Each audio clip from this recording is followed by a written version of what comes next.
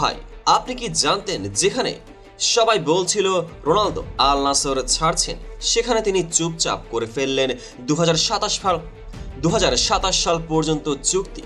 হ্যাঁ, আপনি ঠিক শুনছেন। সবাই যখন এই অধ্যায় শেষ বলার পর অন্য দলে যাওয়ার অপেক্ষায়, তখন তিনি বললেন আল নাসর ফরএভার। এটা কি শেষের শুরু নাকি শুরুতেই নতুন এক চমক? চলুন জানি বিস্তারিত। রোনালদো মানেই চমক, আর সেই চমক এবার এলো একটু অন্যভাবে। একদিকে গুঞ্জন, অন্যদিকে বাস্তবতা। কয়েক মাস ধরে আলোচনা চলছিল রোনালদো কি এবার সৌদি আরব ছেড়ে দিচ্ছেন। শেষ ম্যাচের পর তো তিনি নিজেই লিখেছেন এই অধ্যায় শেষ। দর্শকেরা, ভক্তেরা, এমনকি অনেকে সাংবাদিকও ধরে নিয়েছিলেন আল নাসর আর রোনালদোর গল্প বোধহয় এখানেই শেষ। কিন্তু না, সব গুঞ্জনে পানি ঢেলে দিলেন।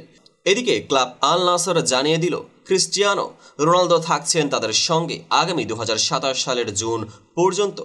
অর্থাৎ তিনি পা রাখতে চলেছেন 42 বছরের কেরিয়ারে। 40 পেরিয়েও মাঠে রাজত্ব করার এমন উদাহরণ বিশ্ব ফুটবলে বিরল। এবার আসি সেই ভিডিওর কথায়, যা চুক্তির আগে মাত্র কয়েক মিনিট আগেই পোস্ট করেছিল আল নাসর। একটা সমুদ্র সৈকতে হেঁটে চলেছেন রোনালদো, চারপাশে নীরবতা। ক্যামেরার দিকে তাকিয়ে তিনি শুধু বললেন আল নাসর ফরএভার। একটা মাত্র বাক্য, কিন্তু সেটাই যেন কোটি রোনালদো ভক্তের হৃদয়ে ঝড় তোলে। অনেকে প্রশ্ন তুলছেন, কেন এই চুক্তি নবায়ন?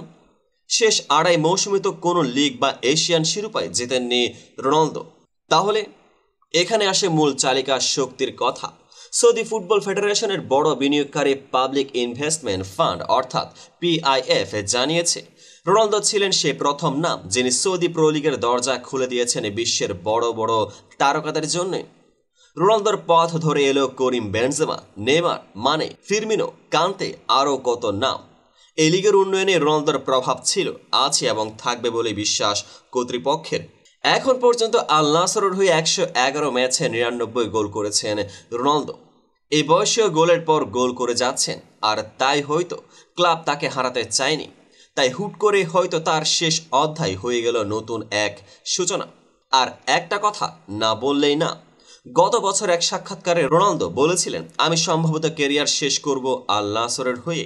তখন হয়তো কেউ গুরুত্ব দেয়নি, কিন্তু এখন সেটা সত্যি হওয়ার পথে। তো এবার প্রশ্ন, রোনালদো কি পারবেন এই আড়াই বছরে খালি হাতে সময়কে ঘুরিয়ে দিতে? 2027 পর্যন্ত চুক্তি মানে আরো 2 মৌসুম। এই সময়টা কি হবে শুধু গোলের জন্য, নাকি আসবে কাঙ্ক্ষিত শিরোপাও? একটা কথা স্পষ্ট, রোনালদো এখনো হাল ছাড়েননি, আর যতদিন তিনি মাঠে থাকেন ততদিন ফুটবল প্রেমীরা আশা বাঁচিয়ে রাখবেই। ক্যামেরার বাইরে, চুক্তির কাগজে বা ইনস্টাগ্রামের পোস্টে নয়, সবচেয়ে বড় উত্তরটা তিনি দিতে চান মাঠে।